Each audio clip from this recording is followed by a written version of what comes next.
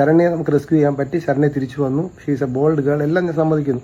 പക്ഷേ പുള്ളിക്കാരിയെ റെസ്ക്യൂ ചെയ്ത് പത്രക്കാർക്ക് കൊടുത്ത ആ ഒരു അഭിമുഖത്തിൻ്റെ അകത്ത് എനിക്ക് കുറച്ച് ഡൗട്ട്സ് ഉണ്ട്. ഞാനും ഒരു സാധനങ്ങളും പുള്ളിക്കാരുടെ ഇല്ല, 1/2 ലിറ്റർ വെള്ളം മാത്രമേ ഉള്ളൂ.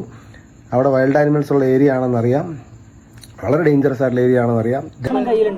ഇല്ല ഇല്ല, എന്തായാലും ഒരു 500 ml വാട്ടർ ബോട്ടിൽ മാത്രമേ ഉണ്ടായിരുന്നു. രാത്രി ആയി കഴിയുമ്പോഴേ കാടിന്റെ ഭാവം മാറും. പലർക്കും അറിയാം, ഭീകരതയാണ് ഭീകരത. ഇല്ല ഇല്ല ഇല്ല, പേടി തോന്നിയില്ല, എന്തുകൊണ്ടാണ് എനിക്കറിയില്ല. എത്ര പേടിയില്ലെന്ന് പറഞ്ഞാലും രാത്രി ഒറ്റയ്ക്ക് നമുക്ക് കാട്ടിനകത്ത് താമസിക്കാൻ വലിയ പേടിയാണ്. ശരണ്യ ഫസ്റ്റ് നൈറ്റ് 6:30 ഏതോ ഒരു അരുവിയുടെ സൈഡിലെത്തി അവിടെ സ്റ്റേ ചെയ്തു. It's okay. എങ്ങനെ പിന്നെ ഒരു 6:45 വരെ ഞാൻ നടന്നു. പിന്നെ ഒരു സ്ട്രീമും ഒരു വലിയ ഒരു റോക്കി അങ്ങനത്തെ ഒരു ഏരിയയിലെത്തി. അപ്പോൾ അതിത്തോട്ട് പിന്നെ ഞാൻ സ്റ്റേ ചെയ്തെന്ന് വെക്കാം. നെക്സ്റ്റ് ഡേ എങ്ങനെയായിരിക്കും? ഒരു സർവൈവലിന് വേണ്ടി ശ്രമിക്കുന്ന ആൾ എന്തായിരിക്കും? എങ്ങനെയെങ്കിലും ആളുള്ള സ്ഥലത്ത് എത്താൻ ശ്രമിക്കും. സൗണ്ട് വെച്ചിട്ടോ നേരത്തെ പോയ വഴി കണ്ടുപിടിച്ചിട്ടോ. ശരണ്യ പറഞ്ഞ ഉത്തരവുണ്ട്, എനിക്ക് കാലുവേദനയായിരുന്നു, അതുകൊണ്ട് ആ ദിവസവും ഞാൻ അവിടെ റെസ്റ്റ് ചെയ്തു. മോർണിംഗ് കുറച്ച് കാലൊക്കെ വേദനിച്ചുകൊണ്ട് നടക്കണ്ട വിചാരിച്ചു. സെക്കൻഡ് ഡേ അതിത്തോട്ട് നല്ല വിസിബിലിറ്റിയിലെ സുഖവാസ കേന്ദ്രമല്ല, കൊടുങ്കാടാണ്. അപ്പം അവിടെ റെസ്റ്റ് ചെയ്തു ശരണ്യ. നെക്സ്റ്റ് ഡേ ഡ്രോൺ വരുമോ എന്ന് നോക്കിയിരുന്നത്. നല്ല വിസിബിലിറ്റിയുള്ള ഏരിയ ആണ് മേലെ. അപ്പൊ ഡ്രോൺ അങ്ങനെ എന്തെങ്കിലും വരികയാണെങ്കിൽ കാണട്ടെ വെച്ചു സെക്കൻഡ് ഡേ അവിടെ നിന്നു. ആ ദിവസവും പുള്ളിക്കാരി അവിടെ സ്റ്റേ ചെയ്തെന്നാ പറയുന്നത്, കൊടുങ്കാടിനകത്ത്.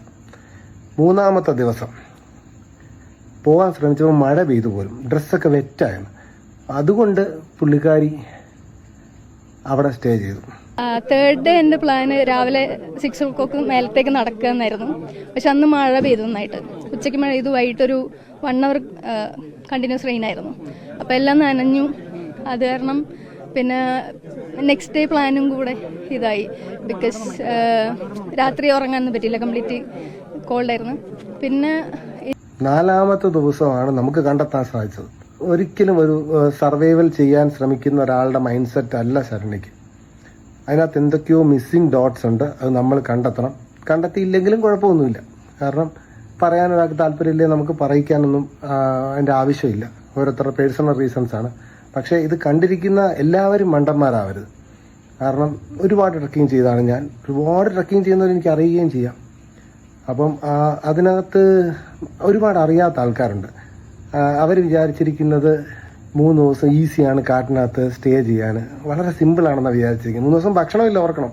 അതെന്തെങ്കിലും ആയിക്കോട്ടെ, ഭക്ഷണമില്ല 2 ആഴ്ച വരെ ജീവിക്കാൻ പറ്റും. പക്ഷേ ആ ഒരു ക്ഷീണമൊന്നും ശരണ്യയുടെ മുഖത്ത് ഞാൻ കണ്ടില്ല. അപ്പോൾ ഇതിനകത്ത് എന്തൊക്കെയോ മിസ്സിംഗ് ഡോട്ട്സ് ഉണ്ട്. എനിക്ക് വന്ന സംശയങ്ങൾ പറഞ്ഞു എന്നേ ഉള്ളൂ. ട്രക്കിംഗ് ഹൈക്കിംഗ് പോകുന്നത് നല്ലത് തന്നെ, പക്ഷേ ഗ്രൂപ്പായിട്ട് പോവുക, സേഫായിട്ട് പോവുക, തിരിച്ചു വരിക.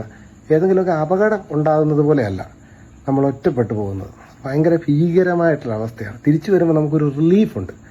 ആ റിലീഫൊന്നും ഞാൻ ഈ റെസ്ക്യൂ ചെയ്ത ആളുടെ മുഖത്തൊന്നും കണ്ടില്ല. വളരെ സിമ്പിളായിട്ടാണ് പുള്ളിക്കാരി 1/2 ലിറ്റർ വെള്ളമേ ഉള്ളായിരുന്നു എന്ന് പറഞ്ഞത്. ക്ഷീണമൊന്നും ഞാൻ കണ്ടില്ല. സോ നമുക്കിത് ചർച്ച ചെയ്യാം.